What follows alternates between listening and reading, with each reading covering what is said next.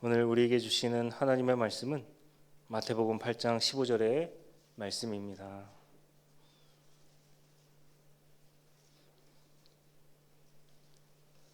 제가 봉독하도록 하겠습니다. 그의 손을 만지시니 열병이 떠나가고 여인이 일어나서 예수께 수종 들더라. 아멘.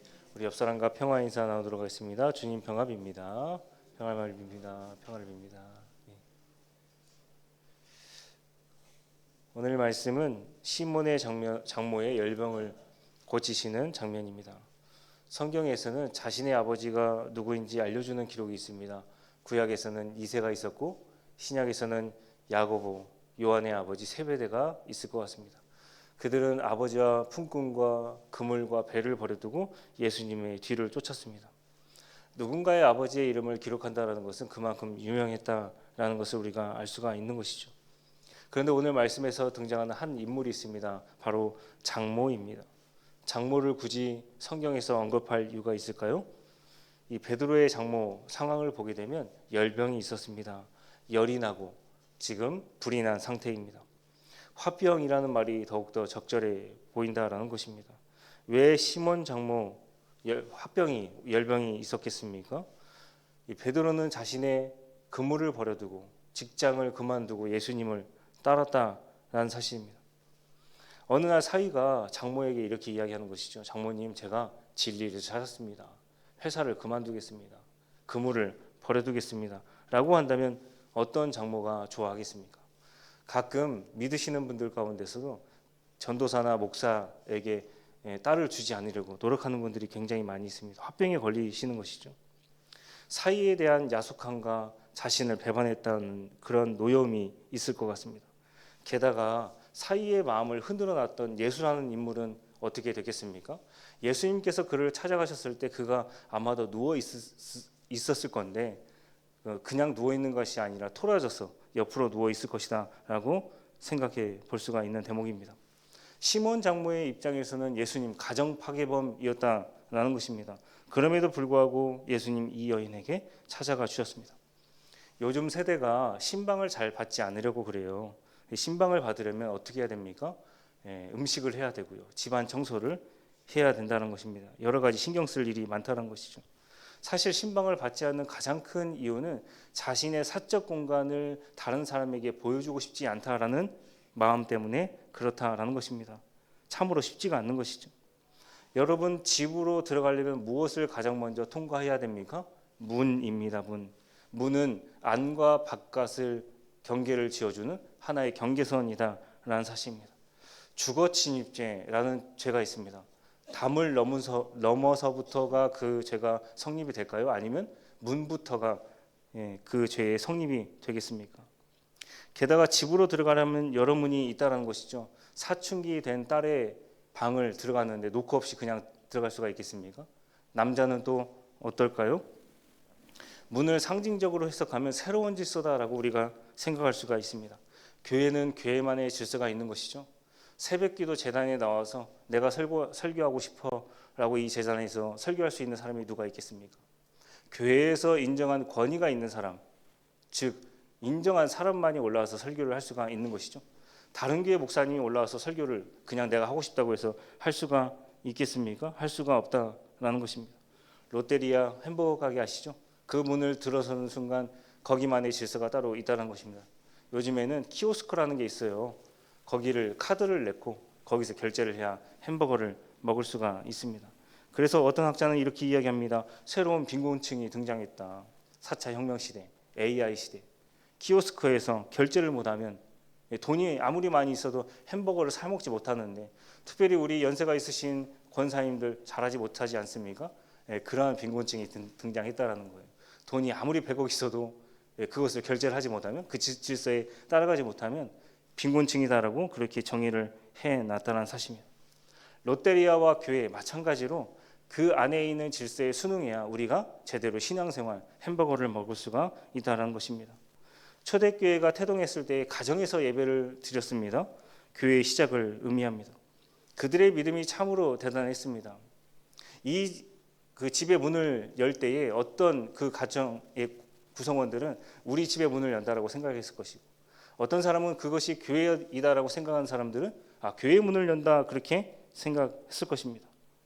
교회는 장소가 아닙니다. 건물도 아니지요. 하나님의 질서를 따르는 사람들이 모여있는 교회가 바로 공동체가 교회이다라는 사실입니다. 영국에 있는 교회가 사람이 없어서 술집으로 변한다라는 이야기가 있습니다. 독일은 다릅니다. 유럽이라고 생각하시면 여러분 안 됩니다. 술 주정뱅이가 많으면 그곳은 아무리 십자가가 달려있는 교회다 할지라도 그것이 바로 교회가 될 수가 없다는 것입니다. 돈 하는 사람들이 많으면 그곳이 건물로 보기에는 교회다 할지라도 그곳이 은행이자 증권가가 될 수가 있다는 것입니다. 반대로 술집이라 할지라도 예수님을 믿고 따르고 기도하고 찬양하고 말씀 보는 사람들이 가득해 있으면 그곳은 술집입니까? 교회이지요. 교회입니다. 예수님께서는 가정교회에 들어가셔서 시몬 장모의 그 열병을 고쳐주셨습니다. 어떻게 고치셨습니까? 오늘 우리가 읽은 말씀처럼 그의 손을 만져주셨다라는 사실입니다. 마가복음에서는 더욱더 능동적으로 그의 손을 잡아 일으키셨다라고 그렇게 기록하고 있습니다.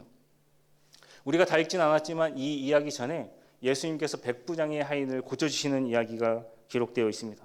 백부장이 말합니다. 주님, 한 말씀만 해 주옵소서. 그리하면 내 신하가 낫겠나이다. 이렇게 이야기합니다. 주님께서는 백부장의 그 믿음을 보셨습니다. 그리고 말씀하십니다. 내 믿음대로 될지어다. 그랬더니 하인이 낫게 되었습니다. 예수님께서 원격 치료를 하신 겁니다. 한 말씀만 해도 병이 낫게 되었다는 것입니다. 그런데 시몬 장모 어떻게 고치셨습니까? 손을 만지셨습니다. 그러면 우리는 물어야 됩니다. 왜 주님께서는 말씀으로도 사람을 고치실 수 있는데 굳이 손을 잡으셨을까라는 것입니다.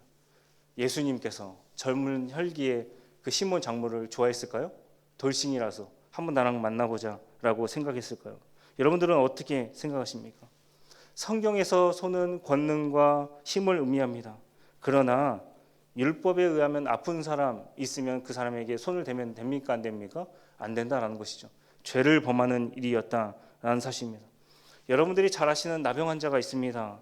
그 나병 환자에게 손을 대면 됩니까? 안 됩니까? 되지 말아야 한다는 것입니다. 만약에 그 사람에게 손을 댄다면 그 사람까지, 만진 사람까지 죄인으로 부정하게 되는 것입니다. 그럼에도 불구하고 우리 주님 손을 대셨다는 겁니다. 왜 손을 대셨을까요? 주님께서는 거룩한 스킨십을 통해서 시몬 장모의 마음을 녹여주셨다는 겁니다. 동물들이 하는 것 중에서 그루밍이라는 것이 있습니다. 우리가 때때로 사용할 때 좋지 못한 의미로도 사용됩니다. 동물의 털 손질을 의미하지요. 피부에 붙어있는 해충을 잡아주는 역할을 하기도 한다는 것입니다. 그런데 원숭이들도 여러 마리가 모이고 공동체를 무리를 이끌어갈 때는 이 의미가 다른 의미로 해석될 수가 있다는 사실입니다. 동물학자들은 동물들이 이 그루밍을 할 때에 불안할 때 최고조로 달한다라고 그렇게 이야기를 합니다. 그러니까 어떤 사람이 조금 불안해요. 그러면 스킨십을 더욱더 많이 하더라라는 겁니다. 남편이 요즘에 스킨십을 안 해요. 불안하지 않은 상태입니다. 집에 들어오면 방 따시고 밥 있으니까 그렇게 된다라는 사실입니다.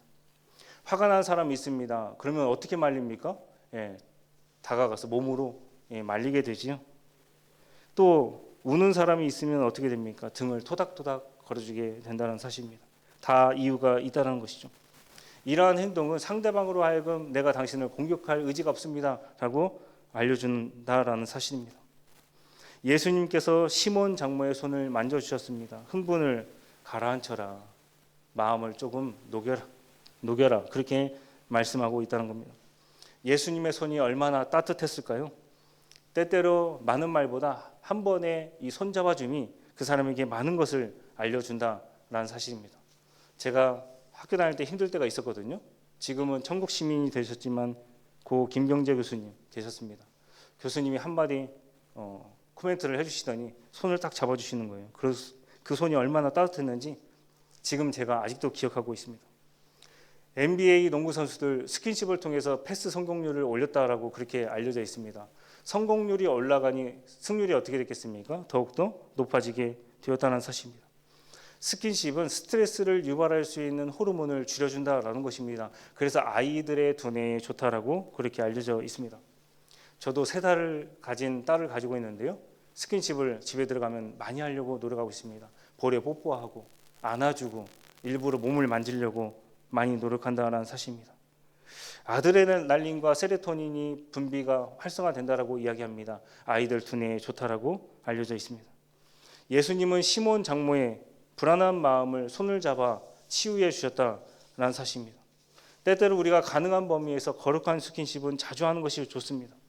여러분들도 이렇게 예수님처럼 남의 손을 잡고 안아주고 등을 토닥토닥거리고 거룩한 스킨십 하고 계십니까? 한국 교회가 가장 안타까운 것은 외국 교회와 다르게 이러한 거룩한 스킨십을 버리게 되었다는 사실입니다.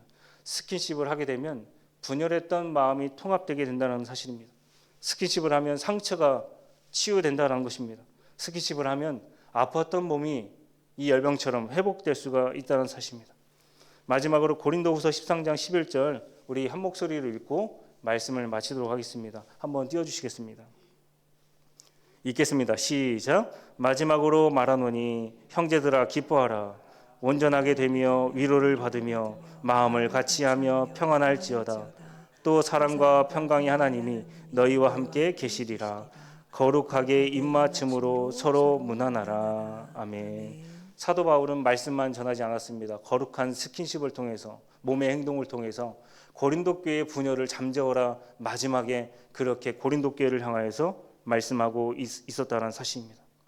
거룩한 스킨십이 없다면 갈라져 있는 교회 통합, 회복할 수가 없다라는 사실입니다. 바라건대 오늘 하루 여러분들 많은 거룩한 스킨십 하시고 하나님께서 말씀하시는 거룩함에 도달하시는 저와 여러분 되기를 주님의 이름으로 간절히 소망합니다.